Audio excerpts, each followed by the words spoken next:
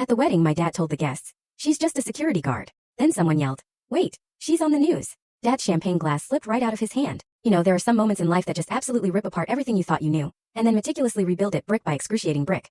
For me, that moment arrived at my own father's lavish wedding, a day that was supposed to be all about him, but ended up being about how profoundly he had underestimated me. The look on his face, that mix of pure horror and dawning realization when my name flashed across a TV screen, is seared into my memory forever. It was the moment his carefully constructed world shattered, and my own finally began to make sense. My name is Samantha, and at 29 I was far from the picture of success my father, Richard Williams, had painted for me. He was a senior investment banker, a titan in New York's financial world, and he measured life in dollar signs and exclusive connections. Our childhood home was pristine, our vacations extravagant, and every family photo was perfectly staged, like something out of a glossy magazine. But behind that polished veneer, our relationship was always strained, suffocated by his impossible expectations. When I was 12, my parents divorced. My mom, Audrey, a kindergarten teacher who valued compassion over competition, finally had enough of his constant absence and emotional ice wall. I spent weekdays with her in her cozy, modest apartment, and weekends in Dad's sleek penthouse overlooking Central Park. Those weekend visits became a minefield as I got older and dared to make my own choices. Dad had my life meticulously mapped out. Prestigious university, law school, then joining one of his high-powered friends' firms. So, when I announced I was joining the military after high school,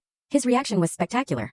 He scoffed, practically spat the words out during one of our tense dinners. "The military, Samantha? People from our background don't enlist. They become officers if they must serve at all." But I did it anyway. 4 years in the Army taught me discipline, leadership, and most importantly, that I had a burning passion for security and protection. After my honorable discharge, I used my GI Bill to get a criminal justice degree, working part-time as a campus security officer. From there, I clawed my way up, building a career that filled me with pride, even if it never once impressed my father. By 29, I was a senior operative at Meridian Protection Services, a top-tier private security firm. We handled everything from executive protection to high-profile event security. I specialized in threat assessment and had recently led security for a major diplomatic conference that earned our firm national recognition. My supervisor even nominated me for a Professional Achievement Award. But to Dad, none of that mattered. In his world, success had a painfully narrow definition. The fact that I wore a uniform instead of a power suit meant I had failed. Period. So when his wedding invitation arrived, a cream-colored card with gold embossing that screamed extravagance, I almost threw it away. Eleanor Harrington was wife number 3, a socialite from a banking family, perfectly placed in Dad's gilded cage. Their engagement had even made the society pages of the New York Times.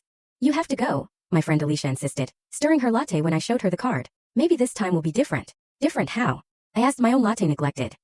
"He'll just introduce me as his disappointment of a daughter who chose to be a security guard instead of a lawyer." "Then prove him wrong," Alicia shot back. "Show up, look amazing. Be polite, be confident. Don't let him make you feel small." Shopping with Alicia turned into an all-day event. We finally settled on a navy blue dress, elegant but not flashy, paired with simple silver jewelry. Looking in the mirror, I felt a tiny flutter of hope. Full story on the channel. Link below. Click now and watch what happened next.